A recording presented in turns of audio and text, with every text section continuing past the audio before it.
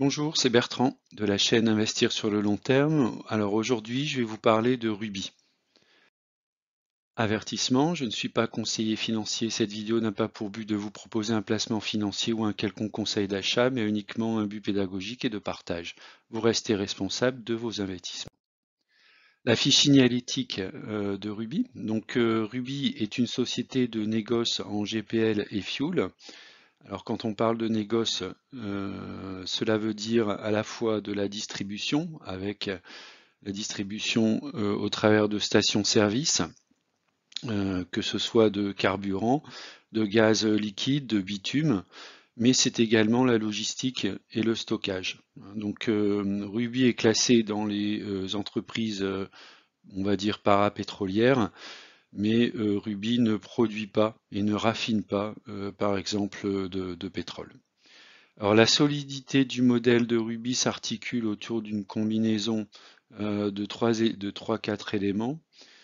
Un positionnement stratégique avec une diversification à la fois géographique et par produit. Alors effectivement, au niveau géographique, même si Ruby est a principalement son activité dans la zone Caraïbe avec 48% de son chiffre d'affaires, également très présent en Afrique avec 37,5%. C'est également un acteur en Europe, notamment en France, en Espagne et aux Pays-Bas. Le deuxième point, c'est une situation financière qui est saine. Alors ça, on va le voir au travers des différents ratios que je vais vous présenter. Également un environnement macroéconomique favorable avec une faible exposition au cycle économique. Effectivement, qu'on soit en cycle haut ou en cycle bas, la commercialisation de produits ou de services de première nécessité qui sont représentés par les produits distribués par Ruby est un avantage. Même si lors de la récente période, on a vu quand même qu'il y a eu une baisse assez importante du chiffre d'affaires. Et enfin, le dernier point, un système décentralisé favorisant les circuits courts et l'autonomie des managers locaux. Alors effectivement, notamment au niveau de la distribution, chaque responsable de station, par exemple, est un PNL à lui tout seul. Si on regarde maintenant les nouveautés, alors ce qui m'intéresse, c'est et ce qui est effectivement une des questions qu'on peut se poser, c'est quid de l'avenir de Ruby si le pétrole décline dans les années à venir. Donc on voit que Ruby se lance dans la production d'hydrogène avec un partenaire qui s'appelle McPhy. Donc une annonce de la construction d'une centrale hydrogène en Guyane. Donc ça c'est plutôt un bon signe, ça veut dire que Ruby amorce la transition et la conversion vers des ressources un peu plus écologiques. Le deuxième point aussi, c'est souvent une préoccupation des groupes pétroliers et parapétroliers, c'est toutes les nouvelles normes, notamment ce qu'on appelle RSE, responsabilité sociale et environnementale, qui va garantir notamment sur le plan financier l'accès à des sources de capitaux. Donc Ruby a une feuille de route sur ce domaine de RSE et notamment sur la réduction des émissions de CO2. On voit que l'un des engagements de Ruby, c'est de réduire de 20% en 2030 par rapport à une base qui est l'année 2019 de ces émissions de CO2. Le troisième point qui est particulièrement intéressant lorsqu'on est investisseur, eh bien, c'est que Ruby a lancé une tranche additionnelle de rachat d'actions en vue d'une réduction de capital. Et ça peut être intéressant.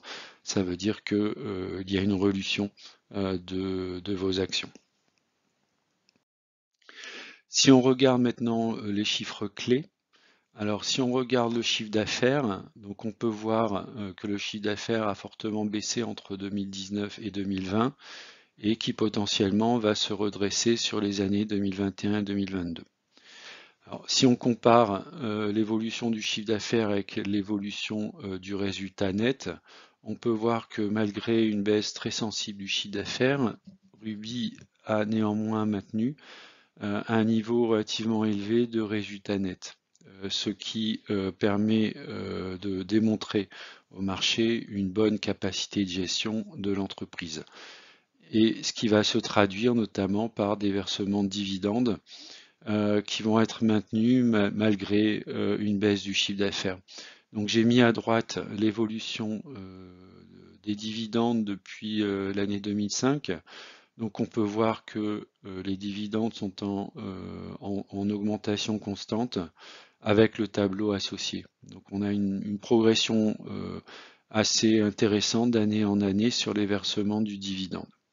À titre d'information, le payout ratio, c'est-à-dire la part du profit, du résultat net qui est versé aux actionnaires, est de 66%. Donc cela veut dire que Ruby a une gestion saine de ses finances et durable dans le temps.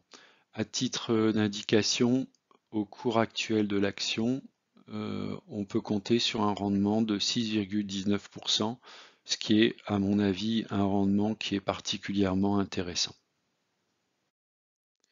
Si on regarde l'analyse graphique de long terme, donc on peut voir, alors là c'est une analyse mensuelle, donc qui démarre en 2013 jusqu'à aujourd'hui.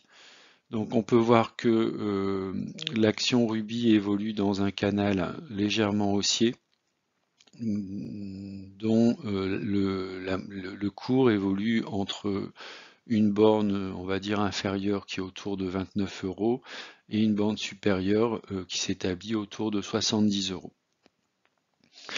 Avec néanmoins depuis l'année 2018 une évolution plutôt défavorable. Donc j'ai tracé ici en bleu le canal descendant dans lequel se situe l'action Ruby. Donc ça veut dire que sur le très long terme, l'action évolue plutôt positivement, mais sur le très court terme, relativement court terme, on peut voir que la configuration graphique de Ruby n'est pas très positive. Alors moi j'ai déterminé différents ranges sur lesquels je suis rentré et sur lesquels je vais alléger ou vendre mes positions sur Ruby. On voit actuellement un cours autour de 29 € qui se situe dans une zone d'achat, voire à achat fort. Sur mon PEA, donc j'ai un PRU aujourd'hui de 30,97 €, ce qui correspond plutôt à une zone d'achat, donc je suis plutôt satisfait. J'ai effectué dans le temps des achats successifs pour baisser mon prix de revient. J'ai aujourd'hui 65 actions, soit 1888 € et ce qui représente 3,17% de mon portefeuille. Donc je peux tout à fait encore investir dans l'action Ruby, notamment si elle descend dans une zone 25-29 €. À titre indicatif, au prix moyen de 30,97 €, j'ai un rendement sur cette action qui est de 5,82 €.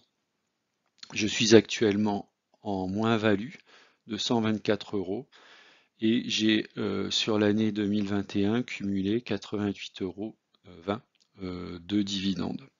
Je n'ai pas d'ordre en cours sur cette action, je l'observe pour l'instant, elle est dans son canal baissier.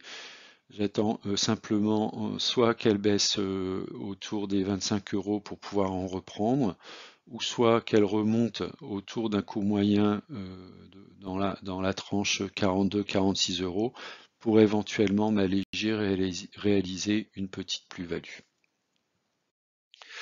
Alors, faut-il continuer à investir sur Ruby à long terme? Alors, ma réponse est oui, même si l'action est boudée par le marché, puisque il y a encore un risque de baisse à court terme. Donc, si je dois rentrer sur cette action, je vais attendre sans doute qu'elle touche un niveau bas autour de 25 €. Pour moi, c'est une bonne action de fonds de portefeuille pour le rendement, 6,19%. Un dividende en croissance régulière, ce qui est plutôt un point positif, et également pour l'avenir, un groupe qui est en cours de diversification avec notamment un lancement d'activités autour de l'hydrogène. Voilà, j'ai terminé avec cette présentation de l'action Ruby. Je vous remercie de l'avoir regardé. N'hésitez pas à poster un commentaire si vous le souhaitez. À bientôt, au revoir.